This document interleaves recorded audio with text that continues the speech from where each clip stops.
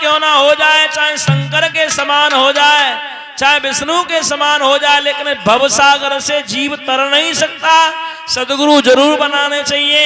और बिना गुरु के जगत में जीने का जो मस्ती होती है, यानी जीवन जीने में वो मस्ती नहीं आती जो सदगुरु बनाने के बाद में मस्ती आती है। कहने का मतलब ये, नारद ने जब ये कहा है तो ध्रुव जी बोले कहां कहां गुरु ढूंढूंगा, और मेरे पास में तो खुद ही चल के आ गए हैं। नारद बोले आप ही मेरे गुरु बन जाओ। तो कहा है ठीक है, हम चेला बना भी लेंगे। और नारद ने 12 मंत्र दिया है ध्रुव जी महाराज को। कहा बेटा ओम नमो भगवते वासुदेवाय, इस मंत्र का जाप करना, तुम्हें भगवान मिल जाएंगे। इतना कहा नारद जी ने, और कहा मैं तुम्हें मंत्र देके जा रहा हूं, कभी गलत बात के बारे में चिंतन मत करना। इतना कह के नारद जी चले गए।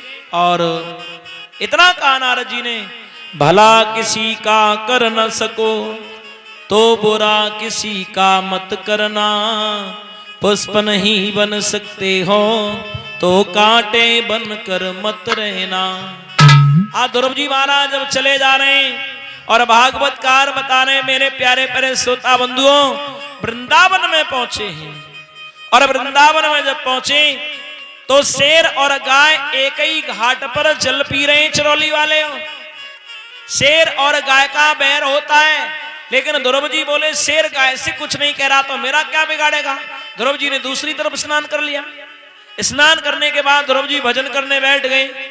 और कदम के वृक्ष के तले जब भजन करने के लिए बैठ गए तो प्यारे ओम नमो भगवते वासुदेवाय, ओम नमो भगवते वासुदेवाय, इस मंत्र का जाप कर रहे हैं। पहले महीना की समाधि लगाई, फल गिरता है कैद का, ध्रुव जी उसे खाते हैं। और दूसरे महीना की समाधि लगी प्यारे, पत्ते गिर रहे हैं, उनका चूर्ण बना के खा रहे हैं। तीसरे महीना की ध्रुव जी ने समाधि लगाई तो ध्रुव जी जल पी के समाधि लगा रहे हैं। और चौथे महीना में ध्रुव जी ने सब कुछ छोड़ दिया महाराज गोपाल जी। पांचवें महीना में तो ध्रुव जी ने प्राणवायु को ही खींच लिया। इतना कठोर तपस्या किया है ध्रुव ने, इतनी कठोर तपस्या की ध्रुव जी महाराज ने, यहां तक हुआ कि इंद्र का सिंहासन भी हिला दिया ध्रुव जी ने। और ध्रुव जी जब कठोर तपस्या करते हैं, इंद्र परेशान हुआ, घबरा गया और भगवान विष्णु के पास में गया।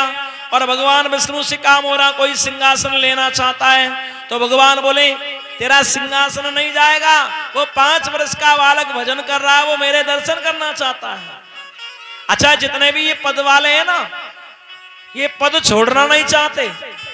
किसी को पद मिल जाए नेताजी तो नो समझता है कि जी हमें बना रहेगा हैं, लेकिन पद वैसे तो बना रहे, लेकिन ये पद जाता क्यों है?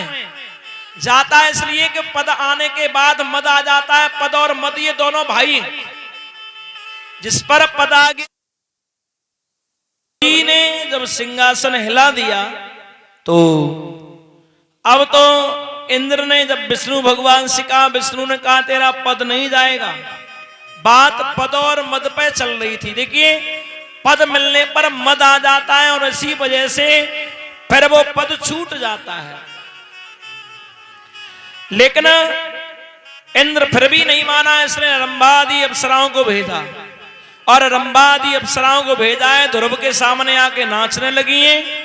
और जब नाच रही है, भैया जा कहू नाचनो हो, वो नाच रही हो। ध्रुव जी की तपस्या भंग कराना चाहते हैं, लेकिन ध्रुव फिर भी नहीं विचलित हो रहे हैं। आइए भाव से बोले,